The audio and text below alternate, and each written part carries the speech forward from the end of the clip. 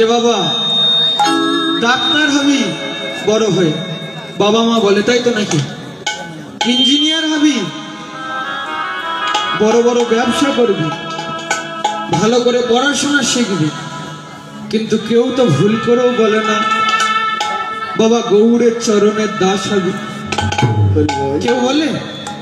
কেউ বলে না যে বাবা হরিনাম করবি জীবে দাঁড়ে দাঁড়ে গিয়ে। কেউ বলে না। না কি বলে? শুধু টাকার কথা।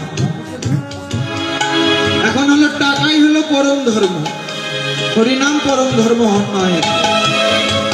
এখন টাকা ছাড়া বাবা মানুষেরা চলতে পারছে না। কিন্তু একবার ভেবে দেখবেন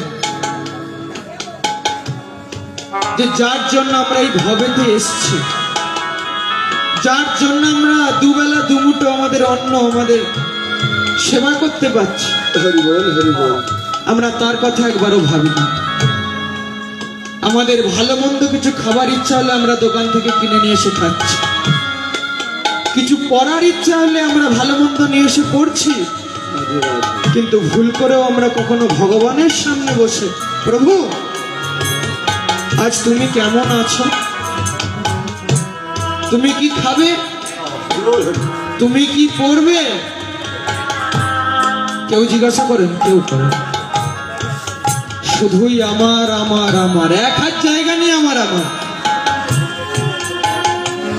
কি হবে? এই জায়গা জমি বাড়ি গাড়ি সুন্দর নারী সব করে থাকবে। এই ভবসিন্ধু পারে এসছি, আর ভবসিন্ধু পারে আমাদের যেতেই হবে।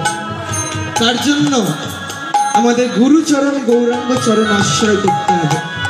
না সেই শেষের দিনে শুধু সেদিন কি যাবে জানেন? শুধু নাম যাবে আর প্রাণ যাবে। সেদিন পুত্র পরিজন যারা সবে না কেউ বলবে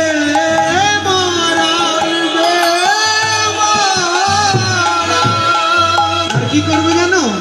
তারা দেবে গোবর জল যে ছড়া, গোবর জল যে ছড়া, আর বদনে বলবে হরি হরি বল।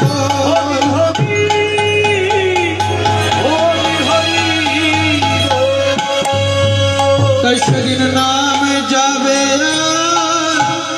বলি প্রাণ যাবে।